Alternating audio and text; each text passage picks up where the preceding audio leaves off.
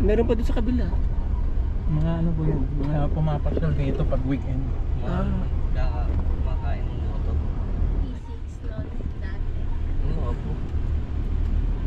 Kailan lang yung C6 na yun? Hindi siya masarap na experience. Not recommended.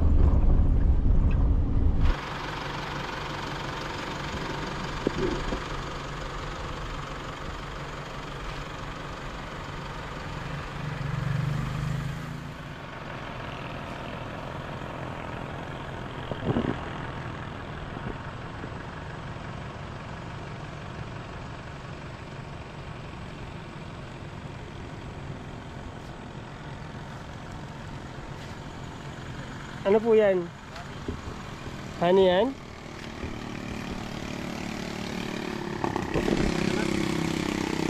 Totoo ba yan? Ha? Saan nyo nakukuha yan? Dito sa bulok lang.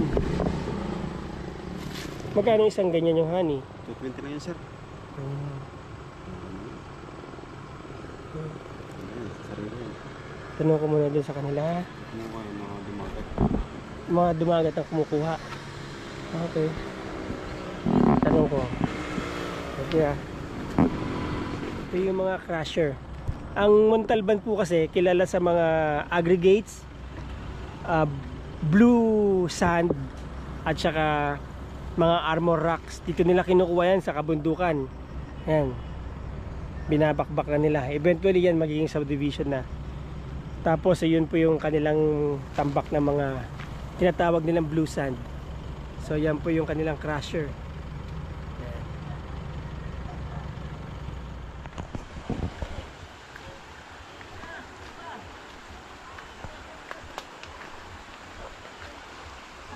Anong lugar to? Puray, no? Part pa rin ng Rodriguez, Rizal.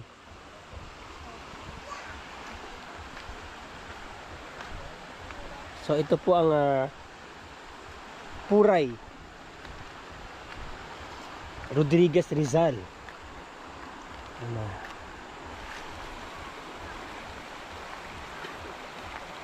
Ang lamig ah. Sige po. So nandito po tayo sa property nila Balae. Dito sa Puray, Rodriguez, Rizal. Mapapansin nyo, puro kabundukan pa talaga, paligid. Ilog doon, bundok. Tapos ito yung property na nakuha nila dito. Actually wala pong title to, dahil ito pong Puray ay ancestral domain. So alam naman natin, may mga para-paraan lang yan para maka-acquire ka dito. So ang agreement lang po dito ay sa barangay. Pero siguro eventually magkakaroon din ng mas magandang documentation ng ownership dito sa one day, dahil hindi na rin po talaga maiwasan ng pag-usad tungo sa progress, ano po. So kaya maganda rin yung na-acquire nila, dahil ito, makapapansin ninyo, meron na silang puno ng kaimito, may mangga, malapit sa ilog, may source ng tubig, wala namang problema sa accessibility. Maliban na lang po siguro kapag talagang nagkaroon ng baha dyan, mahirap tumawid. Pero from time to time ginagawa daw yung tulay dito. Pag dumarating ang malakas na bagyo, nasisira yung tulay.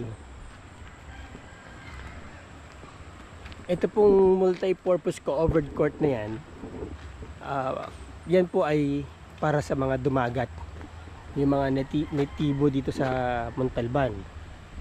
So exclusive yan sa kanila.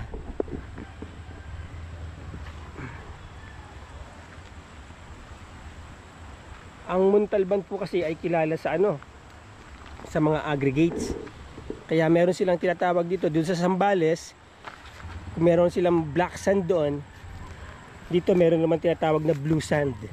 Ito. Actually ito po ay mga dinurog na bato. Tapos meron pong iba-ibang klase yan. May mga maliliit at may mga pino na talaga.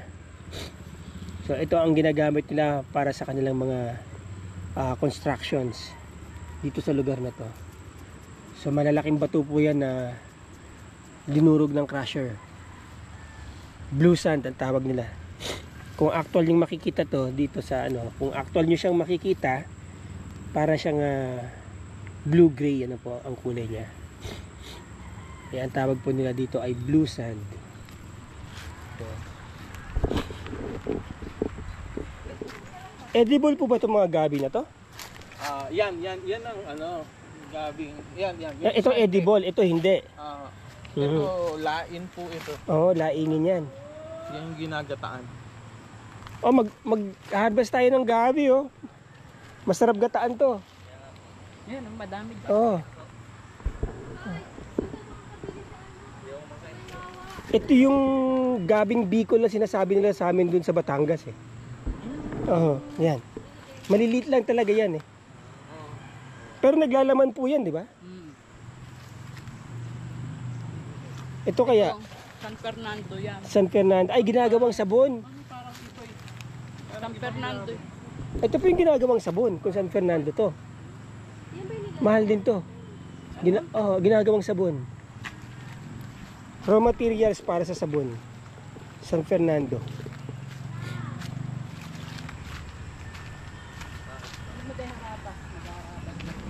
Paano kaya tayo makapagbawas ng unang ginagamit na ano?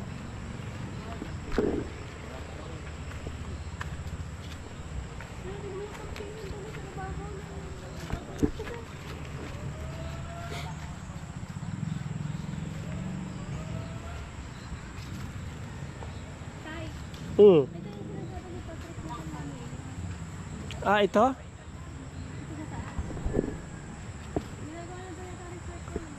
Ay, swerte nyo kasi talagang lalagyan ng tulay yan. Gagawan talaga ng access talaga yan.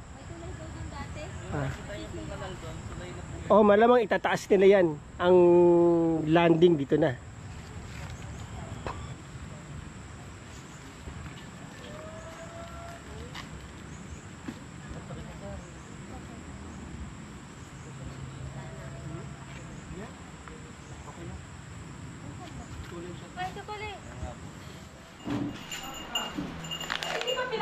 Lahat ba ito para sa shabu-shabu? Ito sukiyaki sa shabu-shabu. Oh. Ito sukiyaki sa shabu-shabu. Pwedeng shabu-shabu, pwede namang hindi. Yan. Ito, pang barbecue. Dami yan. Oh.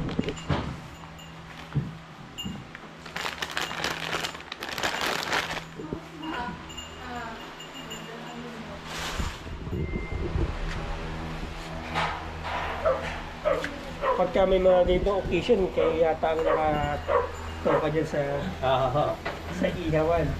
Ganun naman talaga. Ako talaga taga-ihaw.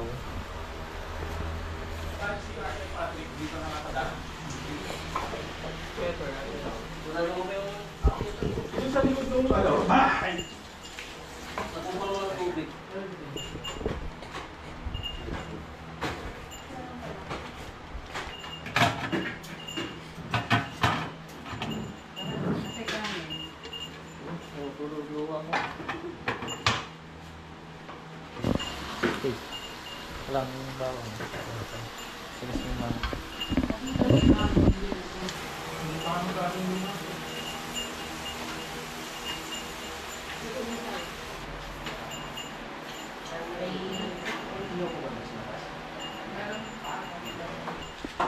Hindi yata nabawasan na. Ito, nagdalawang ano na. Dalawang sala. Dalawang salang. Busog na. Sa iyo yan.